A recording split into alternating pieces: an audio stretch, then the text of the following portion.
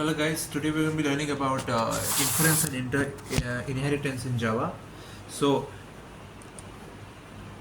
in inheritance and in Java it is used only for code reusability will be more, and hierarchical relationship will be used very much in Java. It will be used for high code reusability, in which inheritance allows the programmers to reuse existing code from the parent class, reducing redundancy and simplifying the development. Hierarchical relationships: classes are organized in hierarchy where the subclasses inherit the properties and behavior from a superclass, forming a structured relationship. Now, defining the base and derived class in inheritance is: base class is the foundation of the inheritance, defining the fundamental and methods and fundamental properties and fundamental methods that would be inherited by a subclass. Okay. Now, derived class is a subclass that inherit the base class properties and methods. So that's the inheritance. Now, there are access modifiers that are used for inheritance, which is one of them is public, private, and protected, as usual in C++ also. In public, it's accessing from anywhere, with both from within a class or outside the package. So when we are talking about C++, it's we use the word class. In Java, we are using the word package. Accessibility within the same package or in same subclasses is called protected. Private is accessible only through same class only, not inherited by subclasses.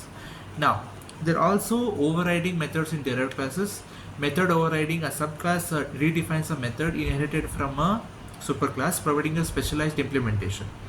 Dynamic dispatch, where a Java selects the appropriate overridden method at runtime and based on the actual object. So that's the two overriding methods that derived from the classes. So now we are using the super keyword and constructor, like the word super keyword and constructors.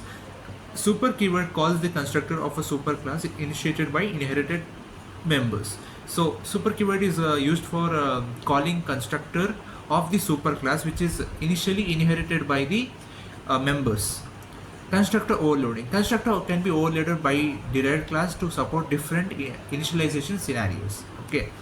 Now, there's polymorphism and dynamic method dispatch, in which one of the polymorphism is ability to take object to multiple forms or exhibit different behaviors. In second one, dynamic method is nothing but the process of selecting appropriate method at runtime based on object's actual type. Now, these are also from a practical application and best practices. They are used for that. That's all friends. Thank you so much for watching. Hey there, fellow coders! Welcome back to another Java Tips video. Today, we're diving into two nifty features in Java local variable type inference and inheritance. Let's get started. First up, local variable type inference. Introduced in Java 10, this feature lets you declare local variables without explicitly stating their type. Instead of writing, you can simply write. Java's compiler infers the type from the assigned value. It's neat, right? This keeps your code concise and readable. But remember, can only be used for local variables inside methods, constructors, or initialization blocks.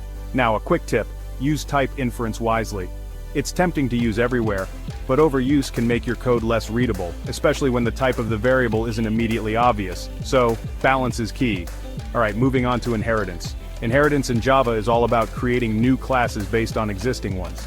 This helps you reuse code and establish a natural hierarchy. Let's say you have a superclass called with a method. You can create a subclass that inherits from and adds its own unique behavior. This way, can use the method of and also define its own methods like. One important thing to note is the keyword. It refers to the superclass and can be used to call its methods or constructors. For example, if you override a method in the subclass but still want to call the original method from the superclass you use. And there you have it. Local variable type inference and inheritance in Java. I hope you found these tips helpful. Keep coding, keep experimenting, and see you in the next video. Don't forget to like, subscribe, and hit that notification bell. Happy coding!